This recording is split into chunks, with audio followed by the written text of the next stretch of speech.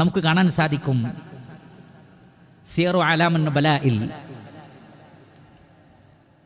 ഹാഫിളു ദഹബി രേഖപ്പെടുത്തുകയാണ്, മഹാനായ പണ്ഡിതൻ സുലൈം റഹ്മത്തുള്ളാഹി അലൈഹി അന്നഹു കാന ഫീ സിഗ്രിഹി, അദ്ദേഹം തൻ്റെ ചെറിയ പ്രായത്തിൽ ഏകദേശം ഒരു 10 വയസ്സ് ആയ സന്ദർഭത്തിൽ സുലൈമുൻ അന്നഹു കാന ഫീ സിഗ്രിഹി വലഹു നഹ്വുൻ മിൻ 10 സിനീൻ, 10 വയസ്സ്.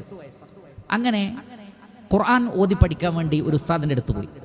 അദ്ദേഹം ഉസ്താദിൻ്റെ അടുക്കൽ പോയിട്ടും ഖുർആൻ ഓതിയിട്ട് ക്ലിയർ ആവുന്നില്ല, ഇത്ഖാനോടുകൂടി ഇഫ്ലാക്കാൻ പറ്റുന്നില്ല, തജ്വീദ് അങ്ങോട്ട് ക്ലിയർ മാത്രമല്ല, അദ്ദേഹം പറയാണ് എൻ്റെത് കറക്റ്റ് അറബി നാട്ടുകാരനല്ല ഞാൻ, അതുകൊണ്ട് തന്നെ അറബി ഭാഷ ക്ലിയർ ആവുന്നില്ല. അപ്പോൾ എന്നോട് ഉസ്താദ് ചോദിച്ചത് അതിൽ കാണാൻ സാധിക്കും, ഫഹളറ ബഅദ ശുയൂഖി വഹുവ യുലഖിൻ ഖാല ഫഖാല ലി തഖദ്ദം ഫഖറ, ഓതാൻ പറഞ്ഞു. ഫജഹിദ്തു അൻ അഖറഅ അൽ ഫാത്തിഹ, ഞാൻ ഫാത്തിഹ ഓതാൻ തുടങ്ങി. ഫലം അഖ്ദിർ അലാ ദാലിക ലിൻഗിലാഖി ലിസാനി, എനിക്ക് ഫാത്തിഹ പോലും ഓതാൻ ക്ലിയറായിട്ട് പറ്റിയില്ല. ഉടനെ തന്നെ അദ്ദേഹം ചോദിച്ചത് ലക വാലിദ, ഉമ്മ ജീവിച്ചിരിപ്പുണ്ടോ എന്ന് ചോദിച്ചു.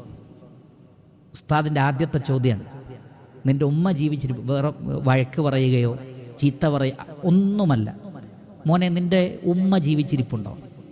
ഖുൽതു നഅം, അദ്ദേഹം പറഞ്ഞു അതെ ഉമ്മ ഉണ്ട്.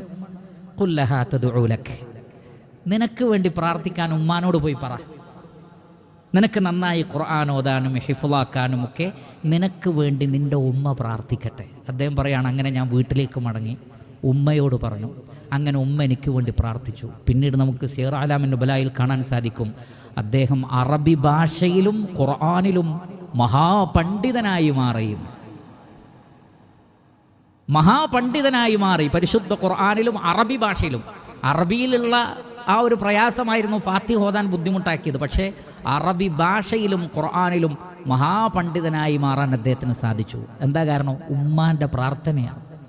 മാതാപിതാക്കൾ പ്രാർത്ഥിച്ചാൽ അത് ഇഖ്ലാസോടുകൂടിയാണെങ്കിൽ ഇൻഷാ അല്ലാഹ് മക്കളിൽ ഫലിക്കുന്നതാണ്.